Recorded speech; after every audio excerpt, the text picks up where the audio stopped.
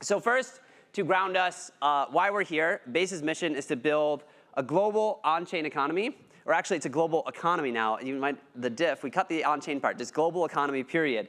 Global economy that increases innovation, creativity, and freedom. From a builder point of view, as Jesse just went over as well, our vision is to make Base the best place for builders to go from idea to app to business. So our team is broken up into these 6 different groups that empower builders in different ways. I'm going to cover the first 4 of these, and then Antonio, once he's here, will cover the last 2. And the idea is, as I said, once we get through it, we're going to kind of break out into roundtable discussions with the different product leads for each of these areas. So first up, at the base of it all, that was a pun I put in my script, but just going to scratch that one out for the next time. OK. Base chain, so first, Base chain is led on the engineering side by Henry, so you can raise your hand there. And Anika, is Anika here yet? OK, yeah, Anika's right here. OK, so those are the people to talk to. So for the chain, our goal is to have the fastest, cheapest, most secure, and most valuable block space. And we've made great progress on this. It is fast today with 200 millisecond flashbox times. It is cheap. I had 1/100th of a cent gas median transaction cost in my notes. I think Jesse said today it's actually even half of that. It's secure. We achieved stage 1 decentralization. And it's valuable, thank you to all the builders in this room. We have the best assets, apps, and infra on Base. That's the Base chain team. Next up, Base markets. Zach, if you can raise your hand. Zach is the product lead for our Base markets team.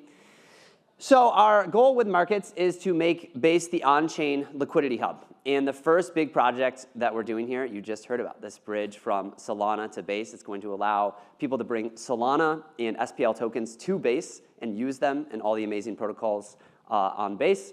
And yeah, we're really excited to see what you guys build with us. Next, we have privacy. Elena is our product lead for the privacy team. And our goal on the privacy side is to make on-chain privacy the standard and not the exception. Now, as some of you guys know, a lot of privacy work actually depends on sort of a prerequisite of being able to do verifications. So we've actually started working on the verification piece, and Elena and team have built a really great mini app that is not out yet, but you can ask her for a demo. And then we're going quick here. So this is the end of mine, and I'll hand it off to Antonio. So Base account, which I lead along with Eric, and I'm not sure if Thomas is here, but Thomas is here as well. And we'll get at a table together. So in order for users to be able to use your app, they need to be able to connect their account. And so the Base account SDK lets you connect with over 300,000 existing Base account users. And the Base account SDK, you can use it like any other wallet SDK. You can use it in RainbowKit or Privy or Dynamic, however you want to. But it also has some special superpowers. So we have special APIs just for payments and subscriptions. Actually, they're doing another workshop on this right now. We have APIs for requesting saved user profile info. So users can build a profile on the Base account in the Base app and save their shipping address, save their name, save their email. And you as a developer don't have to build all those collection forms from scratch. You can just use our API to request those. And we have our sub-accounts, which is a way to sort of pair the Base account with embedded app accounts and give users seamless in-app experiences. OK, so that was the speed run. I'm going to hand it off to Antonio now to run through the next couple. Go ahead. Some of you might be wondering, why is the ads guy talking about Base builds, which is a good question. Jesse's often told me the biggest ask he gets from builders is, how do I grow my app on Base? And you can do that through ads. You can do that through organic ways. And so Base build is a way to actually grow your app on Base. Some of you are familiar with some of the components, like on-chain kit and mini-kit, to help you get on-chain quickly. The other thing we're building, which I'll show you in a second, is real-time user analytics and a way to get featured in the Base app and sign up for Paymaster credits. And the last thing I'll mention is a thing called Flywheel that I'm going to sort of tease at but launch later. This thing called base.dev, you should all go to it and register on it if you haven't already. It basically gives you out-of-the-box analytics, like where are my users coming from, how many users are there, how many did I sign up from TBA, how often did they open my app.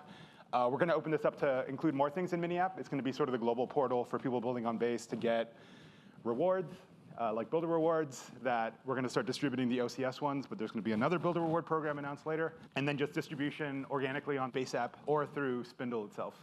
The other thing we're enabling, it's a little bit of a tease, it's called Flywheel Protocol. And this actually came out of Spindle originally.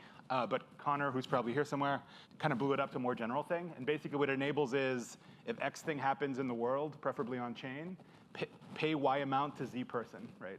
In the case of Spindle, Z happens to be a publisher, so it's BitGet, Coinbase Wallet, whatever. In the case of a user reward program, it's your own users. In the case of people who build on Base, it's paying our builders to build on Base. So it's a novel protocol that we're using all throughout Coinbase. And some of the use cases are kind of interesting. So you guys might have heard about paying with USDC on Shopify. You get 1% back as if it was a credit card. That's paid through Flywheel. The builder reward program that we're going to talk more about later in Q4 is paid through Flywheel. And then lastly, the Spindle ad network that Jesse mentioned and pumped a little bit, 8 million reachable addresses, $48 billion in buying power. That's also powered through Flywheel. And so a lot of things of like, something happened on chain, go pay somebody. A lot of those use cases are going to be built on Flywheel, and then we're going to open source it, I think starting as early as next week. And so we're hoping other people also build on Flywheel to distribute rewards.